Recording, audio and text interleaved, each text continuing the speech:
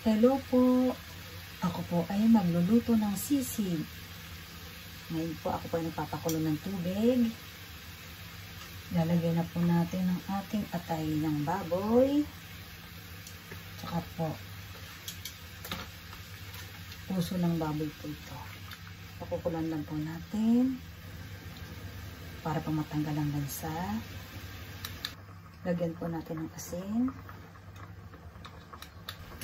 Hanguin na po natin ang ating atay ng baboy tsaka puso ng baboy po. Papalamigin po muna natin para po hindi po tayo mapasok pag hiniwa natin. Gagawa po ako ng pampalasa o seasoning sa ating sisig po. Mayonnaise po ito. Cooking sake po. Lemon. Suka po.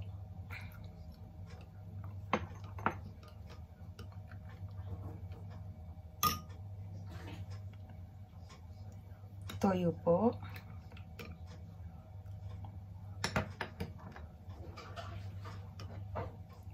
Oyster sauce po.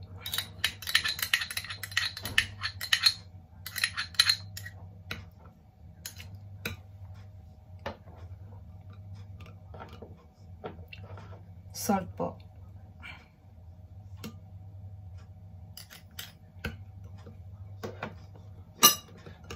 Sugar. Asukal po. Haluin lang po natin.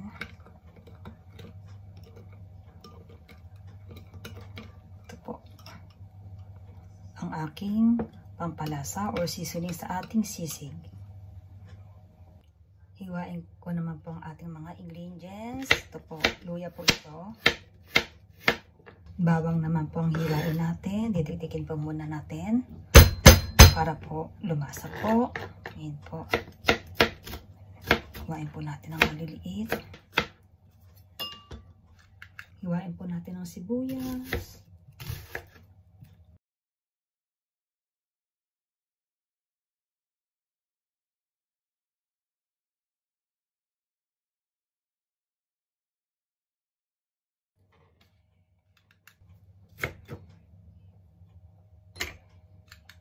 Hiwain ko naman po ang ating labong.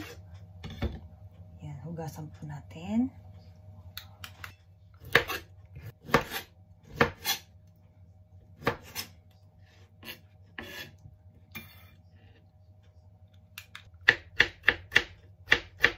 Po, malamig na po yung ating puso ng baboy, tsaka po itong atay ng baboy.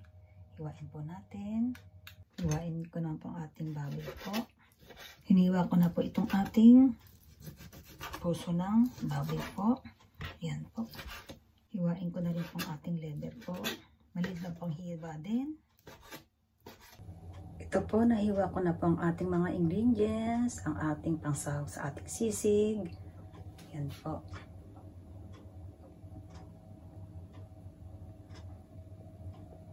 Ito na po ang aking panglasa. Yung ginawa ko pong seasoning po kanina. Lutuin ko na po yung ating sisig. Sesame oil po. Lagyan na po natin ang ating bawang. Haluin lang po natin. Lagyan na rin po natin ang ating luya. Lagyan na po natin ang ating baboy po.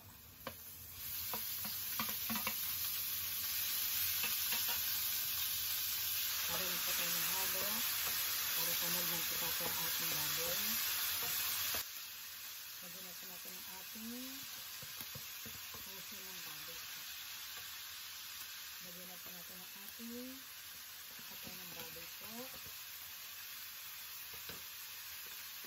Lagyan natin ang ating sibuyas.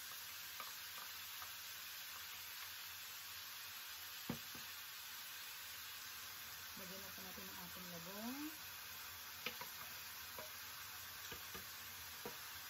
Lagyan natin ang ating sili. Lagyan natin ang halo.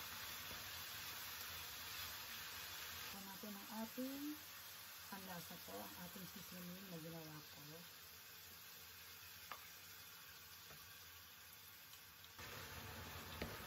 Pakuluan lang po natin hanggang sa lambot po yung ating mga ingredients po.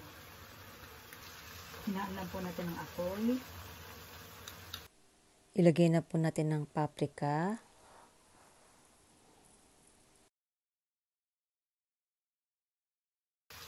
Lagyan po natin ng paminta po.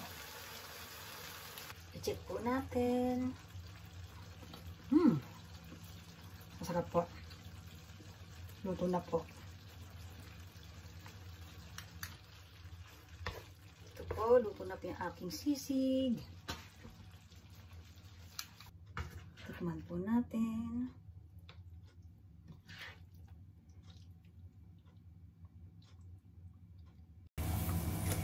Ito na po yung aking nilutong sisig. Tikman po natin. Yummy po. Bye-bye po. Thanks for watching.